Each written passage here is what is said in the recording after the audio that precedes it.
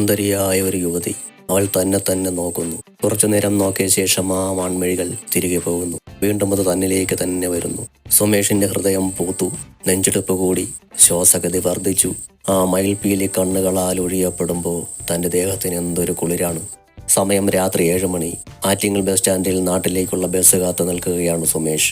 അങ്ങനെ അവിടെ പെണ്ണുങ്ങളെ വായി നോക്കി നിൽക്കുന്നതിനിടയ്ക്കാണ് തന്നിലേക്ക് മിഴികളറിയുന്ന സുന്ദരിയമണിയെ സുമേഷ് കാണുന്നത്.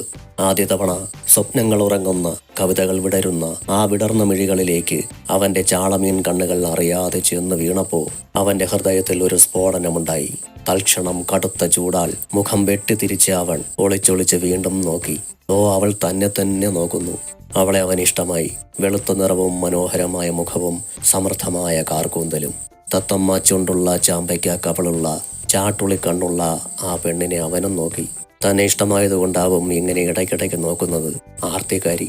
അവൻ മനസ്സിൽ ആലോചിച്ച് ചിരിച്ചു. കണ്ടാൽ ഒരു 33 വയസ്സ് പ്രായം വരും. യൗവനം അതിന്റെ പ്രതാപം കാണിച്ച് തുടുത്തു നിൽക്കുകയാണ് അവളുടെ ശരീരത്തിൽ. നിറഞ്ഞ മാറിടങ്ങളും വിസ്തൃത നിതംബവും അവന്റെ കണ്ണുകളാൽ ഭക്ഷിക്കപ്പെട്ടു. അവൻ ചിന്തിച്ചു, ഇവളുടെ കല്യാണം കഴിഞ്ഞതായിരിക്കും. ചിലപ്പോൾ ഭർത്താവ് കാണില്ല, അല്ലെങ്കിൽ ദൂരെ എവിടെയോ ആയിരിക്കും. അതാണ് ഇങ്ങനെ ഇമപെട്ടാതെ നോക്കുന്നത്. ഒരു നേരം പോക്കോ അവിഹിതമോ അവൾ ആഗ്രഹിക്കുന്നുണ്ടെന്ന് വ്യക്തം. ഇത്ര സുന്ദരിയായ ഒരു പെണ്ണ് ഒത്തുവരുന്നത് അപൂർവമാണ്. വിട്ടുകളയാൻ പാടില്ല. ചാടി പിടിക്കണം. ഭാഗ്യം എപ്പോഴും ഇതുപോലെ മുന്നിൽ വരണമെന്നില്ല. ഇവള് സെറ്റായി കഴിഞ്ഞു. എന്തായാലും കാശിന് വേണ്ടി പണിക്കിറങ്ങിയവളല്ല. ഏതോ സാമ്പത്തികമുള്ള കുടുംബത്തിലേതാണെന്ന് കണ്ടാലറിയാം. ഇവിടെ ഏതോ സ്ഥാപനത്തിൽ വർക്ക് ചെയ്യുകയായിരിക്കും. നല്ല ശമ്പളവും കാണും.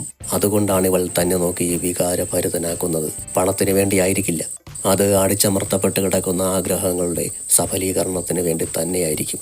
ലോഡ്ജിൽ മുറിയെടുത്താൽ ഇവൾ വരുമോ? അതോ സ്വന്തം വീട്ടിലേക്ക് ഇവൾ തന്നെ ക്ഷണിക്കുമോ? എന്തായാലും ഇനി ആലോചിച്ച് നിന്നിട്ട് കാര്യമില്ല. വെറുതെ ഇങ്ങനെ നോക്കി നിന്നാൽ മീൻ വേറെ കടവിലേക്ക് പോകും. സുമേഷ് പെട്ടെന്ന് ഫോണെടുത്ത് ഭാര്യയെ വിളിച്ചു.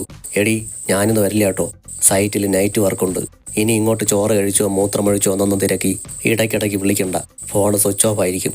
അത്രയും ചറപറ പറഞ്ഞ് ഫോൺ സ്വിച്ച് ഓഫ് ആക്കി പോക്കറ്റിലിട്ട ശേഷം അവൻ തലയുയർത്തി നോക്കുമ്പോൾ കാണുന്നത് തന്റെ നേർക്ക് നടന്നു വരുന്ന ആ കമനീയാങ്കനെയാണ്.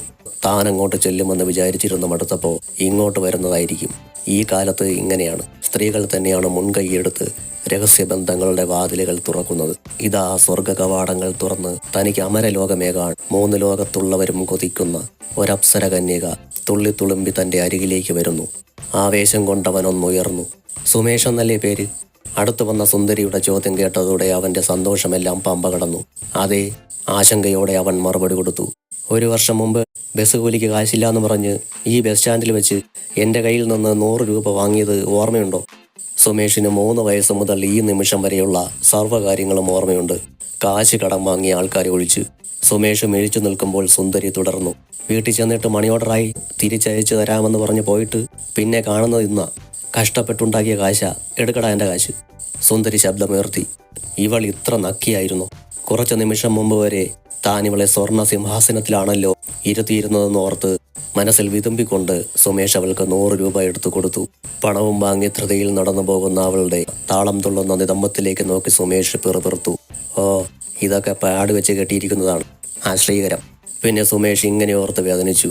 ചെല്ലില്ലെന്ന് വീട്ടിൽ വിളിച്ചു പറഞ്ഞും പോയി. ഇന്നിനി ഈ രാത്രി എവിടെ പോയി കിടക്കും എൻ്റെ ഭഗവാനെ?